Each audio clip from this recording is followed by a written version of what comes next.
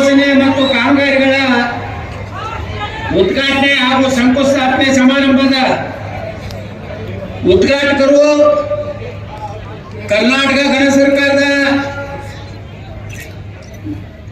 ದಾಖಲೆಯಲ್ಲಿ ತಮ್ಮನ್ನ ಸೇರಿಸಿಕೊಂಡಂತಹ ಕರ್ನಾಟಕದ ಸನ್ಮಾನ್ಯ ಮುಖ್ಯಮಂತ್ರಿಗಳಾದಂತಹ ಸನ್ಮಾನ್ಯ ಶ್ರೀ ಸಿದ್ದರಾಮಯ್ಯ ಸಾಹೇಬ್ರೆ,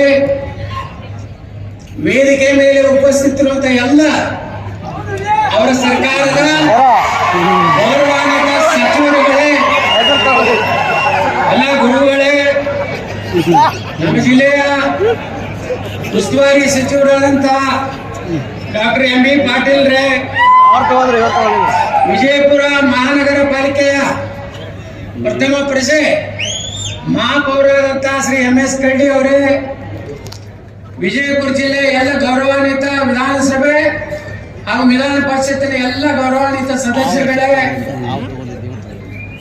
ಈ ಕಾರ್ಯಕ್ರಮದಲ್ಲಿ ಭಾಗವಹಿಸಿದಂತ ಎಲ್ಲ ವಿಜಯಪುರ ಜಿಲ್ಲೆಯ ಮೂಲೆ ಮೂಲೆಯಿಂದ ಬಂದಂತ ಎಲ್ಲ ನನ್ನ ಹಿರಿಯರೇ, ಅಣ್ಣ ತಮ್ಮಂದರೇ, ತಾಯಂದರೇ, ಪತ್ರಕರ್ತರೇ, ಮುದ್ದು ಮಕ್ಕಳೇ, ಮೊದಲನೇದಾಗಿ ವೀರರಾಣಿ ಕಿತ್ತೂರು ಚೆನ್ನಮ್ಮನವರ ಮೂರ್ತಿಯನ್ನ ಉದ್ಘಾಟನೆ ಮಾಡಿ ವಿಜಯಪುರ ಬಸ್ ನಿಲ್ದಾಣಕ್ಕೆ ನಮ್ಮ ವೀರರಾಣಿ ಕಿತ್ತೂರು ಚೆನ್ನಮ್ಮನವರ ನಾಮಕರಣವನ್ನು ಮಾಡಿದಂತ ಕರ್ನಾಟಕದ ಮುಖ್ಯಮಂತ್ರಿ ಶ್ರೀ ಸಿದ್ದರಾಮಯ್ಯನವರಿಗೆ ವಿಜಯಪುರ ನಗರದ ಜನತೆ ವತಿಯಿಂದ ಹೃತ್ಪೂರ್ವಕವಾದಂತ ಅಭಿನಂದನೆಗಳನ್ನು ಸಲ್ಲಿಸ್ತೇನೆ.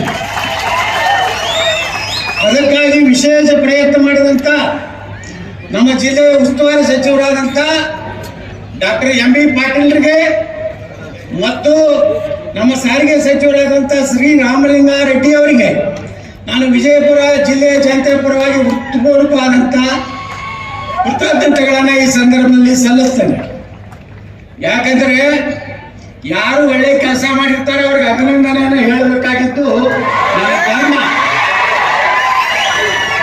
ನನ್ನ ಸಂಸ್ಕಾರ ಏನ್ ಕಲಿಸಿದೆ ಅಂದ್ರೆ, ಇವತ್ತು ಸಿದ್ದರಾಮಯ್ಯನವರು ಒಳ್ಳೆ ಕೆಲಸ ಮಾಡಿದಾಗ ಸರ್ಕಾರ ಕಾರ್ಯಕ್ರಮದಲ್ಲಿ ಅವರಿಗೆ ಅಭಿನಂದನೆಯನ್ನ ಗೌರವ ಕೊಡುವಂಥದ್ದು ನನ್ನ ಧರ್ಮ ಮತ್ತು ಕರ್ತವ್ಯ ಅಂತ ನಾನು ತಿಳ್ಕೊಂಡಿದ್ದೆ. ಅವಶ್ಯಕತೆ ನನಗಿಲ್ಲ ಮತ್ತು ನಾನು ಸಿದ್ದರಾಮಯ್ಯನವರ ಏಜೆಂಟ್ ಅಲ್ಲ. ಕೆಲವೊಂದು ಹೇಳ್ಕೊತಾರೆ ನನ್ನ ಬಗ್ಗೆ ಸಿದ್ದರಾಮಯ್ಯ ಏಜೆಂಟ್. ನಾವು ಎಂದೂ ಅವ್ರ ಬಳಿ ಹೋಗಿಲ್ಲ ಮುಖ್ಯಮಂತ್ರಿಗಳಲ್ಲಿ. ಆದ್ರೆ ಒಳ್ಳೆಯದು ಮಾಡಿದಾಗ ಅವಾಗ ಕೆರೆ ತುಂಬ ಕಾರ್ಯಕ್ರಮ ಮಾಡಿದ್ರು. ಬೇಗಂ ತಲಾವ್ ಕೆರೆಯಲ್ಲಿ ತಾವು ಮುಖ್ಯಮಂತ್ರಿದಾಗ MLC ಆಗಿದ್ದೆ. ಅವಾಗ ನಿಮ್ಮ ಅಭಿನಂದನೆಗಳನ್ನ ಧನ್ಯವಾದಗಳನ್ನು ನಾನು ಸಲ್ಲಿಸಿದ್ದೇನೆ. ಇವತ್ತಿಗೂ ವಿಜಯಪುರದಲ್ಲಿ ಅಕ್ಕ ಮಹಾದೇವಿ ಯೂನಿವರ್ಸಿಟಿ ಹೆಸರಿಟ್ಟಂತ ನಿಮಗೆ, ಎಂ ಬಿ ಪಾಟೀಲ್ರಿಗೆ ಬಸ್ ಸ್ಟ್ಯಾಂಡ್ಗೆ ಚೆನ್ನಮ್ಮನ ಮೂರ್ತಿ ಕೊಟ್ಟವು, ಅಲ್ಲಿ ಜಾಗ ಕೊಡಿಸಿದಂತ ನಿಮಗೆ, ಎಂ ಬಿ ಪಾಟೀಲ್ಗೆ ರಾಮಲಿಂಗರವರಿಗೆ ಅಭಿನಂದನೆ. ಇದಕ್ಕೇನು ಲಾಖ ರೂಪಾಯಿ ಬೇಕಾಗುದಿಲ್ಲ, ಇದಕ್ಕೇನು ಪುಕ್ಷ ಧನ್ಯವಾದ ಹೇಳಕ್ಕೆ ಅದ್ರ ಜೊತೆಗೆ ಇವತ್ತು ವೀರರಾಣಿ ಕಿತ್ತೂರು ಚೆನ್ನಮ್ಮನವರ ಬಗ್ಗೆ, ಅವ್ರ ಇತಿಹಾಸದ ಬಗ್ಗೆ ನಮ್ಮ ಜಿಲ್ಲಾ ಉಸ್ತುವಾರಿ ಸಚಿವರು ಹೇಳಿದ್ದಾರೆ. ನಾ ಹೆಚ್ಚು ವಿವರಣೆಗೆ ಹೋಗುವುದಿಲ್ಲ. ಆದ್ರೆ ಇನ್ನೊಂದು ವಿಚಾರವನ್ನು ನಿಮ್ಗೆ ಹೇಳಬೇಕು. ಇಲ್ಲಿ ಸಂಗೊಳ್ಳಿ ರಾಯಣ್ಣ ಪೂರ್ವಜರು ಬಿಜಾಪುರ ಜಿಲ್ಲೆ ಅವರೇ. ಇದೇ ಅಂತರ್ಗಾತಿಯಲ್ಲಿ ಕಳಿತೀವಿ. ಹತ್ತರಿಕೆ ಅವರ ಪೂರ್ವಜರು ಅವತ್ತಿನ ಕಾಲನೂ ಅನಿವಾರ್ಯವಾಗಿ ನಮ್ಮ ಬಿಜಾಪುರ ಅಂದ್ರೆ ಬರಗಾಲ ಇತ್ತು. ಬರಗಾಲ ನಾಡಿದ್ದಾಗ ಆ ಸಂಗೊಳ್ಳಿ ರಾಯಣ್ಣನ ಪೂರ್ವಜರು ಸಂಗೊಳ್ಳಿ ಹೋಗಿ ಅಲ್ಲಿ ವಾಸ ಮಾಡಿದ್ರು. ಹಿಂಗಾಗಿ ಸಂಗೊಳ್ಳಿ ರಾಯಣ್ಣ ಭೂಮಿನೂ ಬಿಜಾಪುರದೇ ಅನ್ನುವಂಥದ್ದು ನಾವೆಂದು ನೆನಪಾಗಲಿಕ್ಕೆ ಸಾಧ್ಯ ಇಲ್ಲ. ತಾಯಿ ಮಗನ ಸಂಬಂಧ ಬರೇ ವೀರರಾಣಿ ಕಿತ್ತೂರು ಚೆನ್ನಮ್ಮ ಅಥವಾ ಸಂಗೊಳ್ಳಿ ರಾಯಣ್ಣ ಹೋರಾಟ ಅಟ್ಟೆ ಮಾಡಿಲ್ಲ.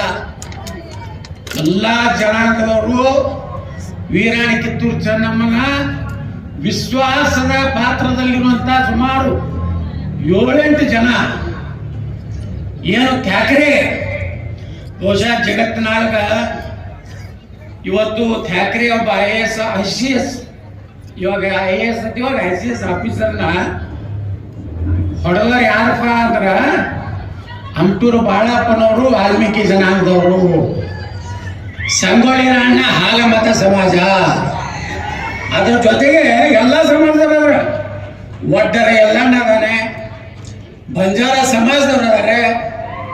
ಅದ್ರ ಜೊತೆಗೆ ನೋಡಿ ಸಂಗೊಳ್ಳಿ ರಾಯಣ್ಣ ಎಷ್ಟು ಪುಣ್ಯಾತ್ಮ ಅಂದ್ರೆ, ನಮ್ದು ಕಾರ್ಖಾನೆಯ ಒಂದು ಕಷ್ಟದಲ್ಲಿದ್ದಾಗ ನಾನು ಮಾನ್ಯ ಮುಖ್ಯಮಂತ್ರಿಗಳು ಇಲ್ಲಿ ಇದ್ದಾರೆ, ನಾನು ಬೆಳಗಾವಿ ಅಧಿವೇಶನ ಹೋದ ವರ್ಷ ಮುಗಿಸ್ಕೊಂಡು ಸಂಗೊಳ್ಳಿ ರಾಯಣ್ಣನ ಒಂದು ಪವಿತ್ರವಾದಂಥ ಗಲ್ಲಿಗೇರಿಸಂತ ಸ್ಥಳಕ್ಕೆ ಹೋಗ್ಬೇಕಂತ ನಾವು ಹೋದೆ. ನನಗೆ ಆಶ್ಚರ್ಯ ಆಗಿದೆ. ಆ ಪವಾಡ ಪುರುಷ ಸುಪ್ರೀಂ ಕೋರ್ಟ್ನಲ್ಲಿ ನನ್ನ ಕಾರ್ಖಾನೆ ಕೇಸು, ಇನ್ನ ಸಂಗೊಳ್ಳಿ ರಾಯಣ್ಣನ ಒಂದು ಪವಿತ್ರ ಭೂಮಿಯ ಒಳಗೆ ಕಾಲಿಡ್ತೈತೆ, ಸುಪ್ರೀಂ ಕೋರ್ಟ್ನಲ್ಲಿ ನಾ ಗೆಲ್ಲುವಂತ ಒಂದು ಆದೇಶ ಆಯಿತು. ನಾನು ಮಾದಪ್ಪ ಸಾಹೇಬ್ರನ್ನಾಗಿ ಮಾತಾಡ್ತಾ ಇದ್ದೀವಿ. ಈ ಒಂದಿನ ಹೋರಾಟಗಾರರು ಸ್ವಾರ್ಥಕ್ಕಾಗಿ ಒಂದು ಹೋರಾಟ ಮಾಡಲಿಲ್ಲ, ಕುರ್ಚಿಗಾಗಿ ಹೋರಾಟ ಮಾಡಲಿಲ್ಲ. ಇವತ್ತು ವೀರರಾಣಿ ಕಿತ್ತೂರು ಚೆನ್ನಮ್ಮನೊಳಗೆ ಗಟ್ಟಿ ನಿಂತಿರ್ಬೇಕಾದ್ರೆ ಸಂಗೊಳ್ಳಿ ರಾಯಣ್ಣ, ಅಂಟೂರು ಬಾಳಪ್ಪ, ಒಡ್ಡರ ಎಲ್ಲಣ್ಣ ಇವರೆಲ್ಲ ರೊಕ್ಕಕ್ಕಾಗಿ ನಿಲ್ಲಲಿಲ್ಲ, ಈ ದೇಶದ ಸ್ವಾತಂತ್ರ್ಯಕ್ಕಾಗಿ ಹೋರಾಟ ಮಾಡುವಂತ ಪುಣ್ಯಾತ್ಮರು. ನಾವು ಬರೀ ವೀರರಾಣಿ ಕಿತ್ತೂರು ಚೆನ್ನಮ್ಮ ಒಂದು ಜಾತಿಗೆ ಹೋಲಿಸ್ತೀವಿ ಅಲ್ಲ. 1857ಕ್ಕಿಂತ ಮುಂಚೆ ಭಾರತದಲ್ಲಿ ಒಬ್ಬ ಮಹಿಳಾ ಸ್ವಾತಂತ್ರ್ಯ ಹೋರಾಟಗಾರ್ತಿ ಯಾರಪ್ಪ ಅಂದ್ರೆ ಅದು ವೀರರಾಣಿ ಕಿತ್ತೂರು ಚೆನ್ನಮ್ಮ, ಕ್ರಾಂತಿವೀರ ಸಂಗೊಳ್ಳಿ ರಾಯಣ್ಣ. ಈಗ ಇಷ್ಟಕ್ಕೆ ಸಾಕಲ್ಲ, ಇನ್ನು ಮುಂದೆ ನಮಗೇನ್ ಬೇಕು ನೋಡ್ರಿ. ಸಂಗೊಳ್ಳಿ ರಾಯಣ್ಣವ್ರು ಗಲ್ಲಿಗೇರಿಸದಂತವೆಲ್ಲ ಮಾತಾಡ್ತೀವಿ, ಆದ್ರೆ ಅವ್ರ ಜೊತೆ 7 ಮಂದಿ ಗಲ್ಲಿಗೇರಿಸಿದ್ರು. ಎಲ್ಲ ಜನಾಂಗದವ್ರು 7 ಮಂದಿ ಪ್ರಾಣ ಕೊಟ್ಟರು.